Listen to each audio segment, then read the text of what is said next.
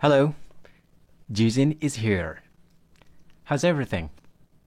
This video is designed for you who has requested to us. By the way, you have requested how to tell the part between general and business English. And this video will help you how to tell the difference, some particular words that might be we misplaced when we speak in a different context. So, right now, we are going to start with the lesson General versus Business English. And this scope, it will be a part of business communication. Are you ready? But before then, don't forget to do a prayer before we study. That's great. Topik pada video kali ini kita akan cakupkan terkait dengan komunikasi bisnis, yaitu ada di telepon, on the phone, and email, surel. Beberapa hal yang harus kalian perhatikan adalah terkadang kita sering banget menggunakan kata kerja atau mungkin kata sifat atau kata benda yang pemakaiannya itu biasanya untuk sehari-hari. Dan kita akan cari tahu kira-kira konteksnya yang pas bagaimana, penggunaan kata yang pas apa gitu. Untuk on the phone yang pertama, coba perhatikan pada kalimat ini. Pada General English, ada satu dialog. Who's speaking? Who's speaking? Dengan siapa aku bicara? Saya gunakan kata aku di sini untuk menunjukkan bentuk casualty-nya. Lalu, B says, can I talk to your manager? Can I talk to your manager? Bisakah aku bicara dengan manajermu? Nah, kata talk ini biasanya common banget untuk General English. Dan tidak apa-apa. Ini hanya berkaitan dengan formal dan nggak formalnya aja. Dan untuk Business English, kita bisa gunakan beberapa ekspresi. Yang pertama, contohnya, who's speaking? Dengan siapa saya bicara? Could you please? Nah, ada kata could you please. Ini menunjukkan politeness, kesopanan. It's really important. And then talk can be connect me to your manager. Could you please connect me to your manager? Apakah Anda bisa menghubungkan saya kepada manajer Anda? Nah, dari bicara menjadi menghubungkan. Ini lebih formal. Atau yang kedua, could you please put me through to your manager? Could you please put me through to your manager? Jadi kata put and then through. Ini merupakan bentuk dari phrasal verb. Nah, phrasal verb ini sangat sering kali dipakai untuk konteks bisnis juga. Kata put me, put itu meletakkan, me itu objeknya, through itu melalui.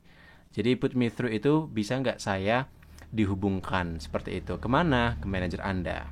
Jadi kata talk dalam General English bisa kita ganti dengan connect atau put through. Oke? Yang kedua, contohnya, I need to talk to your manager as soon as possible. Aku perlu bicara dengan manajermu sesegera mungkin. Lalu kemudian si B menjawab, he's in the meeting. Can you please wait? Nah, ini biasanya resepsionis atau manajer, sekretaris, ya kan? He's in the meeting. Can you please wait? Dia sedang rapat. Bisakah kamu menunggu? Lalu kemudian, untuk business English, kita bisa ubah sedikit. Nah, dari kata I need to talk, ini bisa menggunakan I've got an urgency. I've got an urgency. Jadi saya tuh buru-buru gitu. Ya kan? Atau perlu banget. I've got an urgency to connect to your manager as soon as possible. Saya perlu menghubungi manajer Anda sesegera mungkin. Jadi kata need to talk bisa got urgency to connect. Itu juga bisa. Kemudian untuk jawabannya, he's in the meeting. Could you please hold on? Nah, di sini ada kata could you please. Ini menunjukkan bentuk kesopanan, bisakah gitu. Hold on, dari kata wait menjadi hold on. Ini juga merupakan bentuk apa? Phrasal verb. Yang mana kata hold on itu, hold itu artinya menahan, on itu stay gitu. Jadi tetap bertahan di situ, artinya menunggu. Beliau sedang rapat, apakah Anda bisa menunggu? Gitu. Oke ya, jadi kita punya ekspresi lain. Need to talk bisa gunakan I've got an urgency to connect. Ataupun kata wait bisa kita ganti menjadi hold on. And then the following here, on the phone, we can take a look from this example. In General English, Please recall me when you are free. Please recall me when you are free. Kindly, you call me back when you are in the break. Oke. Oke. Lalu kemudian, please recall me when you are free. Tolong telepon balik ketika kamu kosong. Nah, sama. Ada juga kita gunakan kindly you ring me back when you are in the break. Gitu. Oke ya. Maaf, ini harusnya di Business English. Kalimat ini harusnya di sini, Business English. Tetapi yang paling penting di sini adalah kita gunakan kata recall yang artinya menelepon ulang atau menelepon balik.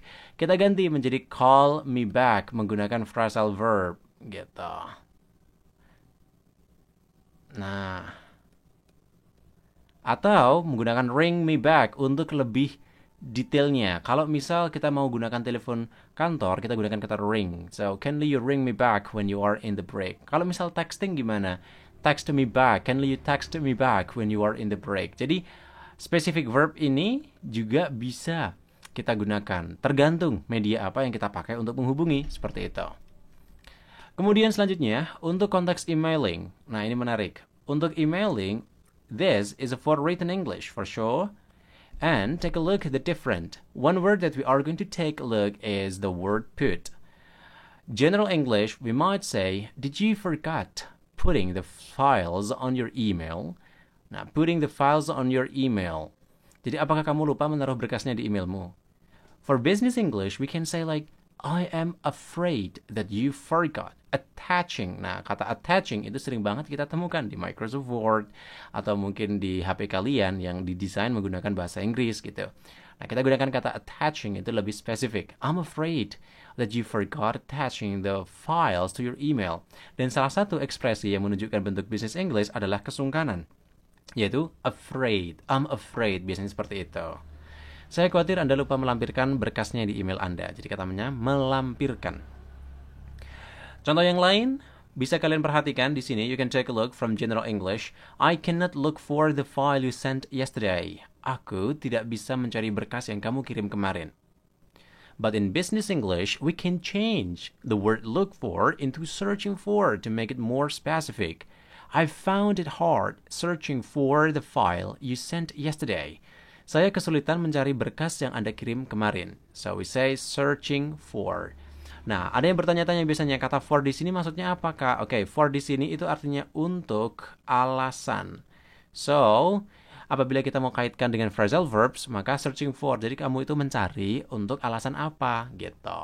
Oke ya. Kemudian selanjutnya ada lagi the wrong report. Nah, ini menarik nih. The wrong report had been sent before I tried to cancel the comment.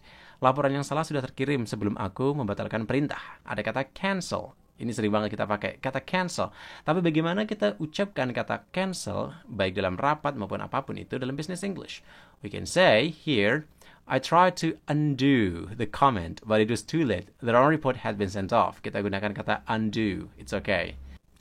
Tetapi apabila kita mau mengucapkan kata cancel dalam konteks kegiatan seperti misal event, maka kita gunakan call off. Seperti itu. Tapi kalau dalam tools, utilities seperti sending, comment, or clicking on the computer, we say undo. You get it? Lalu kemudian dalam emailing kita juga bisa dapatkan ekspresi yang lain. Seperti misal di sini ada send email. Have you sent email to Mr. Pratama?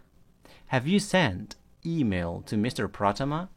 Nah, kata have you di sini artinya sudah dalam bentuk present perfect tense. Have you sent email to Mr. Pratama? Dan kata sent email ini langsung dalam business English kita langsung gunakan kata email itu sebagai kata kerja. Itu boleh. Have you emailed Mr. Pratama yet? Apakah Anda sudah mengirim email kepada Pak Pratama? Nah, it's what we call a simplification.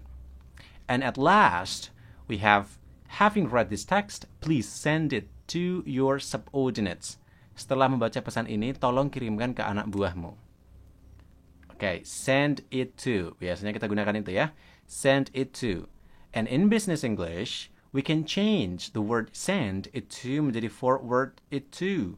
Kalau kalian punya WhatsApp, kalian pasti menggunakan kata ini. Having read this text, kindly you forward it to your subordinates. Having read this text, kindly you forward it to your subordinates. Setelah membaca pesan ini, tolong teruskan pesan ini ke bawahan Anda.